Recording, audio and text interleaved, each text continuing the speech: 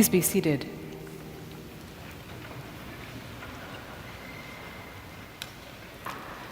Can you feel the love in that room? Can you feel the love in the room? Jesus, knowing that his time had come and that he had come from God and was going to God in a room full of friends like this, we who come from God and return to God.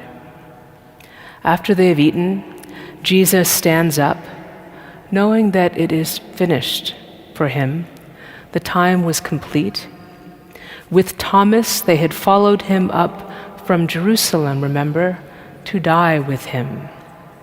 All of them knew, except for maybe Judas, his betrayer, all of them knew this might be the end for them as well. But how and exactly when, they did not yet know. You can feel the chill of that upper room, the escaping warmth of their bodies, the sweat of worry. Were they waiting for a knock on the door? Torches brightening in their direction? Was one peering out, hidden at a window? Did the delivery guy show up on a bicycle to that exhausted, despairing little room? Or did Bartholomew go down to meet him? There must have been warm bread and herbs and meat. It was the Passover, after all. The clay jars of wine, the pots of water, the familiar story of the liberation of their people, even on this night. The unnamed women, the way our eyes get strained in waiting. They were all there together, like that, like every hospital room or sickbed that you have waited next to, like the families in Gaza tonight, and Beirut and Isfahan and Israel, praying that no bombs drop for at least this meal. Maybe we can laugh for this hour and enjoy and look each other in the eyes and see hope.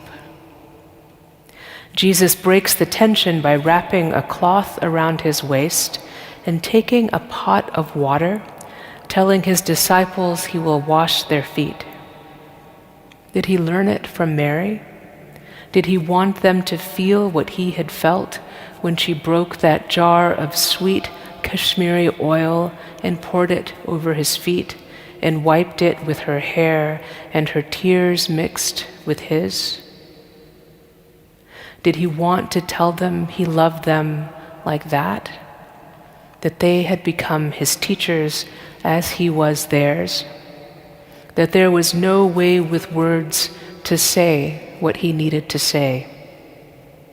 He pours the water over their worn feet, the feet of workers and migrants and seekers, strong and spread wide, capable and scarred. And because skin is that simple, he washed them clean and cool and refreshed, and warmly dried them with a cloth. An act of utter futility in the dusty world of Jerusalem. In the night ahead, their night's sleep will be in a garden of mud. A vigil in a garbage dump is the next day. But for that one meal, sweetly cleaned feet like a baby's, by the fingers of Jesus, like the drawing of the stars in the sky on the very first days. You also ought to wash one another's feet, he says, and love one another. That is the extent of the Eucharistic instruction in John, and we've just heard from the Gospel of John. John that is full of teaching about bread. In the Episcopal Church, we get to hear most of that in August. Today, it just says, after they eat, he washes their feet. I still don't understand why we don't do this every week after communion, but we will today. And I hope you will participate. Like Eucharist, this is not something to think about. It is something to enter, to feel, to take part in because Jesus asks us to do it. One year at the Biennale in Kochi, which is in India, there were paintings of feet on the low walls all over that city that separate private property from the sidewalk and the street. The streets are lined with these walls. Everywhere you went, mahogany-colored feet. Feet with awkward lumps, like mine, different kinds of nails, flat feet and arched ones, jagged toenails and blunt toes, missing toes, legs without feet, graceful, delicate ones as well, just lining the street as you walked or rode by, probably queer and trans feet. So beautiful as art guides the heart to notice, so ordinary, so beautiful, the feet, a tribute to the ordinary and the essential, us and what we have in common. Today is that day, the sacrament of feet, God's love shown to us in washing one another's feet. Some that work and some that don't work that well anymore or never did.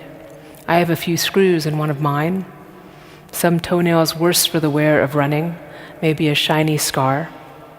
The ultimately mundane, our rooting to the earth, our propulsion for life, blessed by Jesus.